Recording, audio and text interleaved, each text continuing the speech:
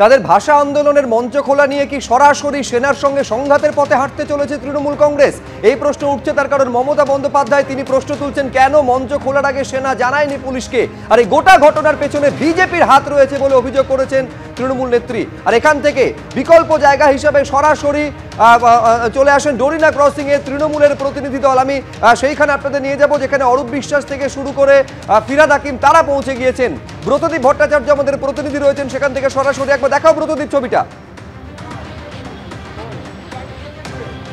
দেখো, এই মুহূর্তে দেখতে পাচ্ছ মন্ত্রী অরূপ বিশ্বাস সেখানে রয়েছেন এবং ফিরহাদ হাকিম তিনিও এসেছিলেন ঠিক একেবারে এসপ্ল্যানেড মেট্রোর যে 5 নম্বর গেট তার সামনে বিকল্প জায়গা ঠিক হয়েছে, অর্থাৎ মেয়র রোডে গান্ধী মূর্তির পাশে তৃণমূলের তরফ থেকে যে মঞ্চ তৈরি হয়েছিল আজকে সকালে সেটারই সংঘাতের একটা পরিস্থিতি তৈরি হয়।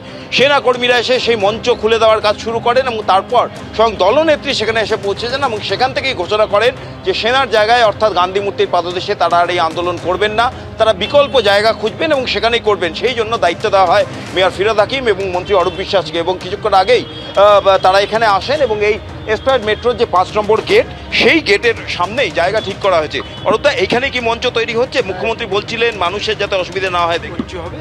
মাননীয় মুখ্যমন্ত্রী তথা দলনেত্রী নির্দেশ দিয়েছেন যাতে এমনভাবে আমাদের এই আন্দোলন চলবে। এই আন্দোলন তো আমাদের, দেখো, বাংলা ভাষাকে আক্রমণ করা, বাংলা ভাষাকে অপমান করা মানে আমার নিজের মাকে অপমান করা। সেই নিয়েই আমরা সমস্ত মানুষ এক হয়ে এর প্রতিবাদ আমরা করব। কিন্তু মাননীয় মুখ্যমন্ত্রী দলনেত্রী নির্দেশ দিয়েছেন যাতে সাধারণ মানুষের কোনো অসুবিধে না হয়, সেদিকেই লক্ষ্য রেখে আমরা সবটা করছি। এখানে আন্দোলনের কর্মসূচি কবে থেকে শুরু হবে? আগামীকাল থেকে। রোজ এখানে আন্দোলন? হ্যাঁ, এখন পর্যন্ত দল যা নির্দেশ দেবে সেরকমই হবেন, দলনেত্রী যা নির্দেশ দেবেন তাই হবে।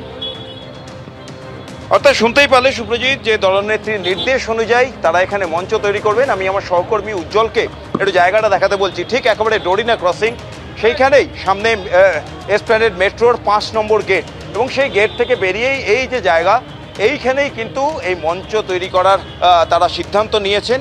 আজকে থেকেই সেই মঞ্চ তৈরির কাজ হবে এবং আগামীকাল থেকেই তৃণমূলের বিভিন্ন শাখা সংগঠনগুলি তারা কিন্তু আন্দোলন শুরু করবেন। এবং যে অভিযোগ তৃণমূল করছিল যে বিশেষ করে বিজেপি শাসিত রাজ্যগুলিতে বাঙালিদের ওপর যে অত্যাচার হচ্ছে এবং বাংলা ভাষার ওপর সন্ত্রাস হচ্ছে বলে তারা অভিযোগ করছেন, তার প্রতিবাদেই কিন্তু মেয়র রোডে গান্ধী মূর্তির পাশে আন্দোলনের জন্য সেই মঞ্চ তৈরি হয়েছিল। কিন্তু আজকে সকালবেলায় আমরা দেখলাম একেবারে সেই সংঘাতের পরিস্থিতি, সেনা এসে সেই মঞ্চ খুলে দিতে থাকে। সেনার তরফ থেকে বিবৃতি দিয়ে জানানো হয় যে 2 দিনের বেশি মঞ্চ করার অনুমতি নেই গান্ধী মূর্তির পাদদেশে।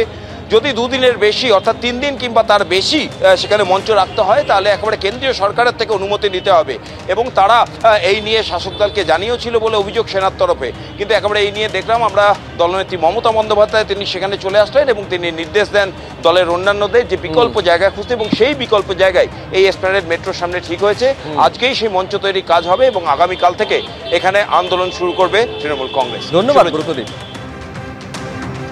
আপনারা দেখলেন যে বিকল্প জায়গা পরিদর্শনে ইতিমধ্যেই পৌঁছে গিয়েছেন মন্ত্রী অরূপ বিশ্বাস ও ফিরহাদ হাকিম। তারা পৌঁছে গিয়েছেন ডোরিনা ক্রসিং এর কাছে এসপ্ল্যানেড মেট্রো স্টেশনের 5 নম্বর গেট, সেখানেই বিকল্প মঞ্চ তৈরি করা হবে।